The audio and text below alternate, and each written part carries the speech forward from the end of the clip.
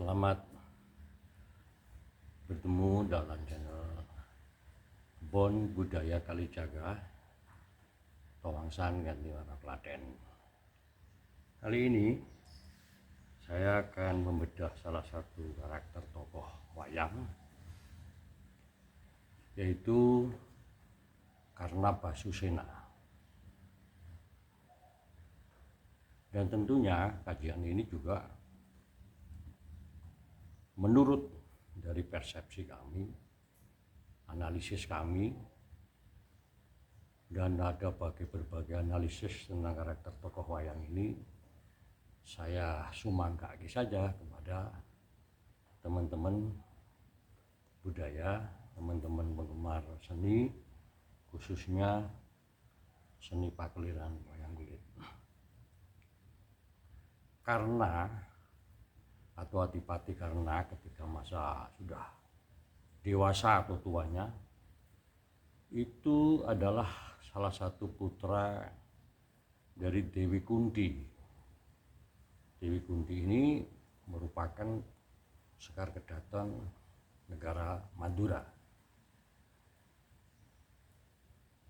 Sebelum dia menikah, Kunti ini sudah hamil duluan.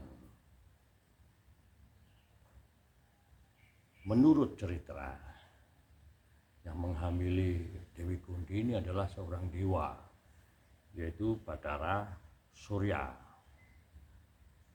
Karena mempunyai ajian yang bisa mendatangkan para dewa atau orang yang disenangi, ajian yang diberikan kepada gurunya, yaitu Resi Druwoso. Tetapi itu terserah, monggo. Saya tidak akan membahas tentang akibat kehamilannya, tidak. Tapi yang jelas kehamilan Dewi Kunti ini membuat malu pada ayahnya, yaitu Prabu Kuntibojo. Tapi juga memalukan nama negara besar Madura, di mana ini adalah Sekar Kedaton kok hamil duluan sebelum nikah, sehingga oleh ayahnya perintah kepada kakaknya, yaitu Prabu Basudewa, yaitu untuk menghilangkan bayi tersebut. Pada saat lahir bayi tersebut oleh Basudewa, kakak dari Dewi Kunti ini, akhirnya dibuang di Sungai Jamuna. Dikemas di dalam sebuah kendaga, kemudian dilarung atau dikeleki di Sungai Jamuna.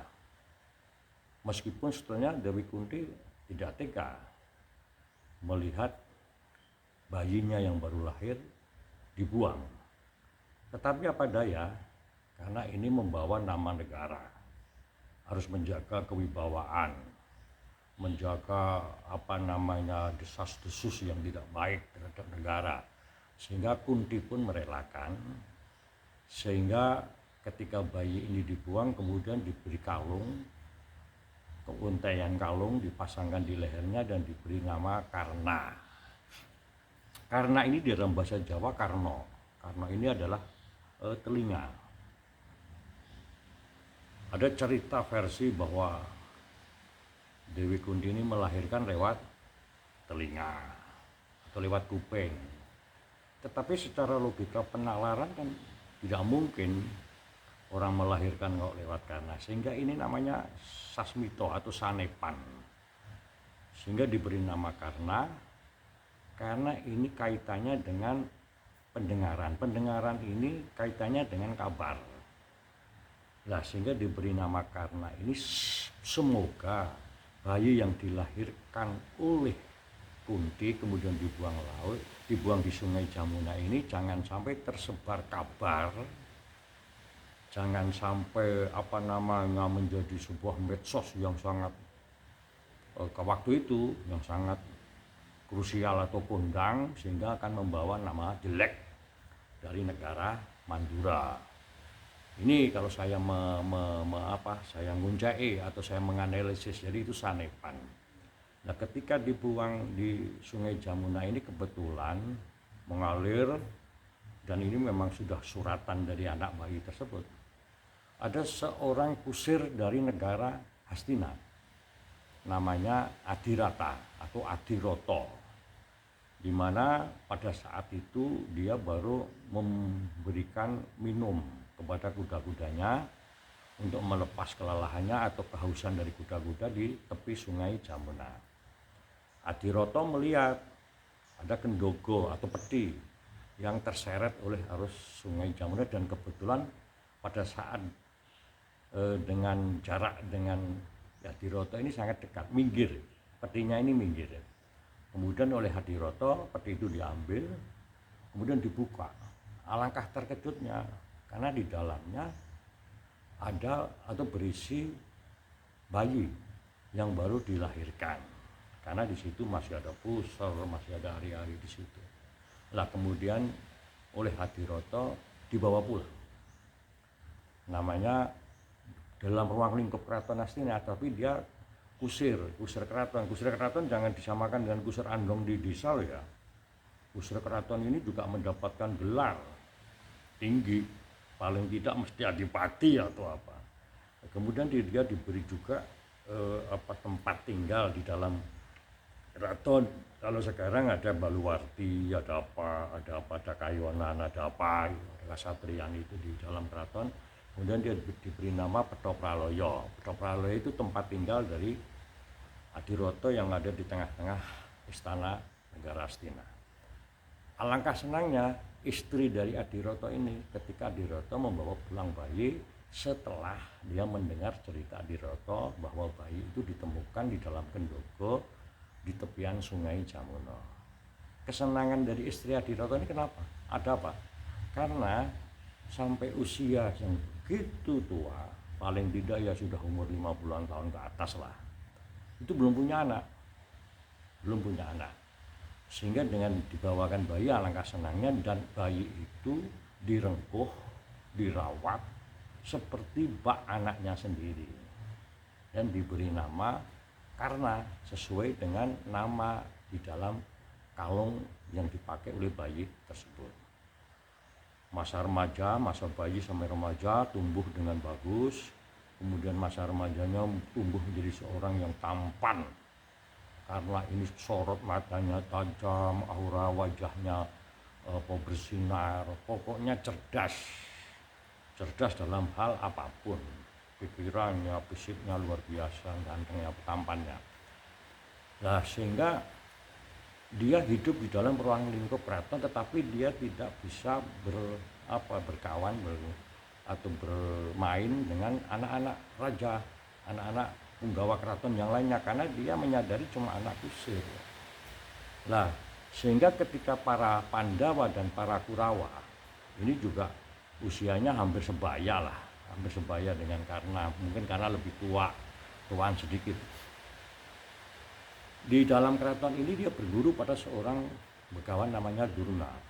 Berguru dalam hal kanuragan, kesaktian, menggembleng, apalagi dalam hal soal memanah. Di dalam kesempatan-kesempatan tertentu, karena ini mencuri-curi waktu melihat dari para anak-anak raja ini berlatih.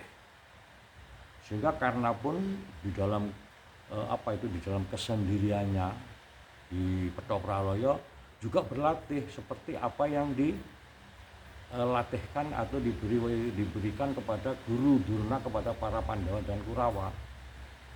Meskipun dia tanpa guru, tetapi karena ini diberkati kecerdasan otak yang sangat luar biasa, kemudian fisik yang sangat luar biasa, sehingga dia cepat menguasai, apalagi dalam hal soal memanah.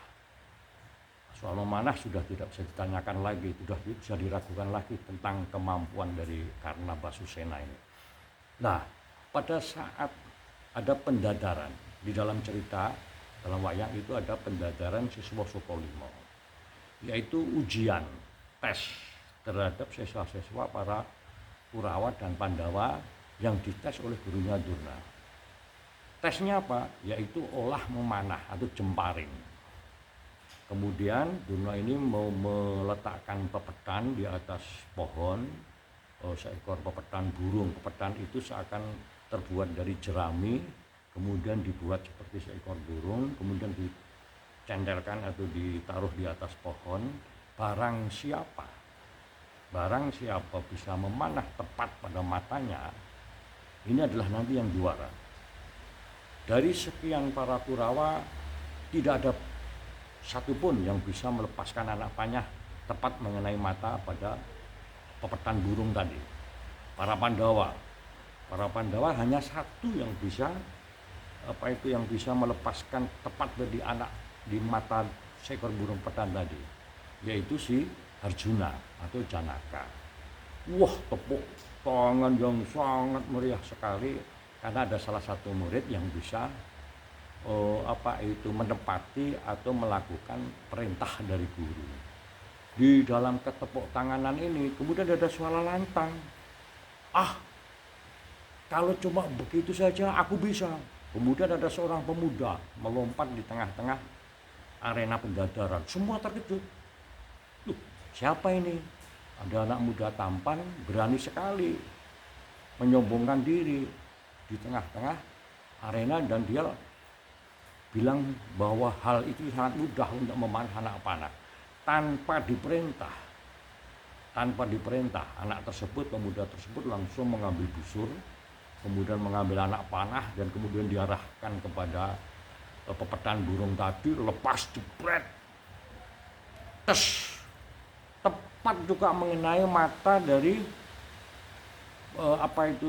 pepetan burung tadi. Tepuk tangan riuh sekali, memenuhi dari arena penjadaran, khususnya yang memberikan tepuk ini adalah para Kurawa. Dalam hal seperti itu, Arjuna merasa tersinggung. Ada seseorang yang bisa menyamai dia. Kemudian dia bertanya, "Hei anak muda, kamu siapa?" Dia jawab dengan lantang, "Namaku Karna." "Kamu dari mana?" "Saya anak kusir dari Petok Praloyo, bapak saya bernama Adiroto."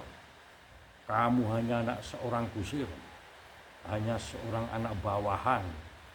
Kamu berani-beraninya masuk di arena penjadaran Siswa Sokolimo, padahal ini hanya diperuntukkan khusus anak-anak raja, sentono raja, yang tidak boleh orang lain bisa mengikuti. Berarti kamu itu kumolancang, kamu itu pemakir, kamu derajatnya apa? Kamu tidak punya pangkat, hanya anak kusir." Setelah Arjuna bilang begitu, karena itu memandang Arjuna dengan mata sorot yang marah. Tetapi dia menyadari bahwa dia juga keberadaannya itu seperti apa yang dikatakan oleh Arjuna, sehingga setelah dia menatap sorot Arjuna, dia menunduk dan meneteskan air mata, dia dengan lunglai meninggalkan arena karena menyadari dirinya yang bukan anak seorang raja. Di dalam sebuah keheningan, tiba-tiba gelegar, ada suara yang sangat berwibawa. "Hei pemuda Karna, berhenti. Kamu mulai sekarang saya angkat menjadi saudara tua saya. Kamu bukan anak kusir, tetapi kamu sekarang adalah saudara dari calon raja negara Hastina, putra mahkota. Saya adalah Kurupati." Kurupati itu anak Duryudono, Destarastra sama Dewi Gendari yang paling sulung, atau Kurawa yang paling barat. Sambil berkata begitu, dia turun dari singgasananya atau tempat duduknya, kemudian langsung merangkul Karna. "Karna, bagaimana dengan tawaranku?"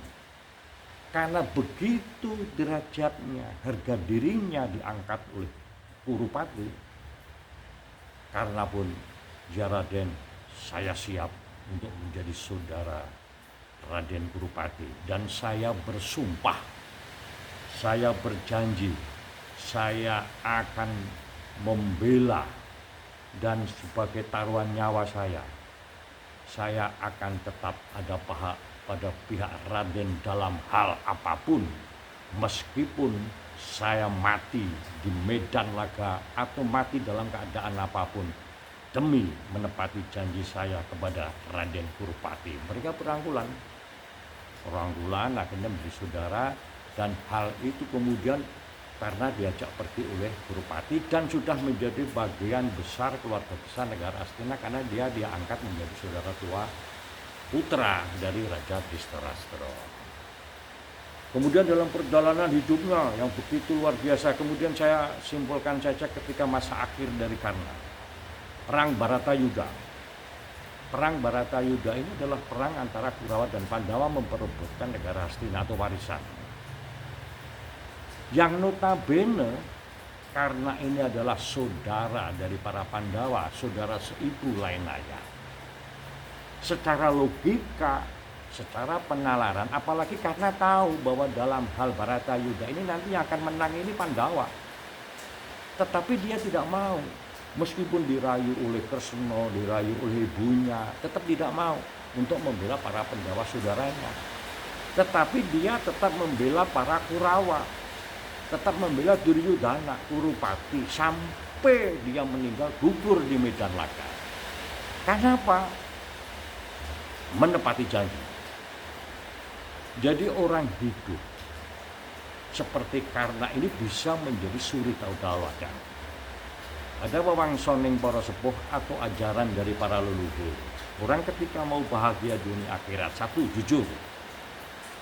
Dua, menepati janji. Kemudian yang ketiga, tetulung ing sasomo, artinya memberikan kebaikan kepada orang lain, apapun, dalam hal apapun. Kemudian yang saya pegang yang kedua adalah menepati janji. Karno ini menepati janji. Dia tidak melanggar sumpahnya ketika dia direngkuh atau ditinggikan derajatnya oleh Kurupati. Dia tidak bicara tentang saudara, dia tidak bicara tentang genetika, dia tidak bicara tentang baik dan buruk. Tetapi dia berbicara menepati janji. Karena salah satu orang yang bisa mengangkat dari derajatnya Karna ini Kurupati. Dari kecil, dari bayi. Karena sudah tersia-sia hidupnya. Karena dia tidak dimaui oleh ibunya atau keluarganya, kemudian dibuang di Sungai Jamuna. Apapun alasannya, karena tidak mau menerima hal ini. Karena dia lahir bukan karena kehendaknya, karena dia lahir karena alam. Tapi kenapa keluarganya tidak menghendaki dia? Inilah yang membuat dia berproses tentang mawas dirinya. Kemudian yang kedua, ketika dia dihina di Pendadaran Sutolimo oleh Janaka saudaranya sendiri, dia hanya sekusir, hanya anak seorang katakanlah bawahan, derajatnya tidak tinggi. Kemudian dia dipermalukan di hadapan para umum, meskipun dia cerdas, meskipun dia terampil, meskipun dia sakti, meskipun dia bisa memanah seperti apa yang dilakukan oleh Janaka. Tetapi dia dipermalukan di situ, harga dirinya hancur. Padahal menurut Karna, setiap manusia ini sama,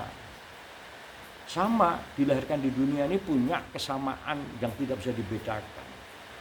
Kenapa mesti harus dibedakan dengan harkat martabat, derajat tinggi? Apa gunanya kita punya derajat tinggi, kemudian harkat martabat yang tinggi, tapi tidak bermanfaat bagi orang lain? Ini Karna. Kemudian yang ketiga, ada orang yang memberikan sesuatu penghargaan harga dirinya, Kurupati. Dia harus tebus. Dia tidak lupa tentang kebaikan orang lain.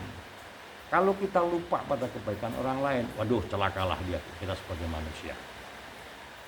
Contohlah seperti Karna, dia tidak melupakan tentang kebaikan orang lain, dan itu harus dibalas kebaikan.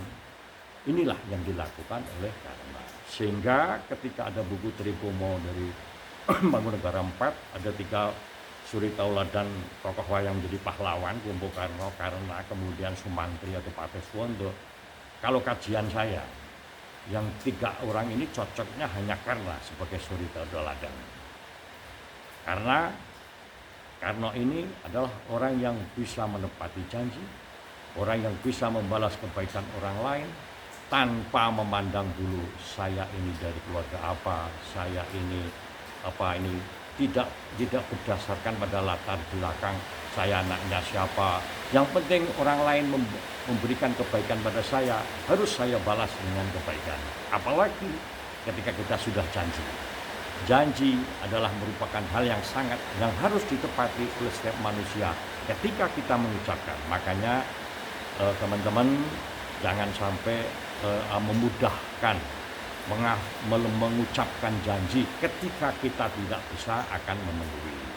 Lebih baik berhati-hati. Tetapi ketika kita bisa menepati janji itu, janjilah dengan sesama manusia selama ini demi kebaikan, demi kedamaian, demi keutamaan di dunia.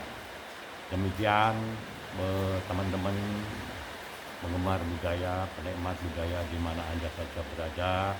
Mudah-mudahan kajian ini bermanfaat bagi kalian, khususnya juga pribadi saya.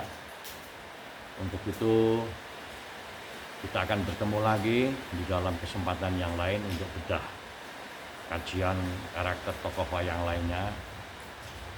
Untuk ini segala kekurangan atau hal yang saya sampaikan mungkin ada kesalahan atau kekurangan atau berbeda dengan asumsi atau persepsi atau pola-pola pemikiran kalian, saya mohon maaf. Akhirnya salam budaya.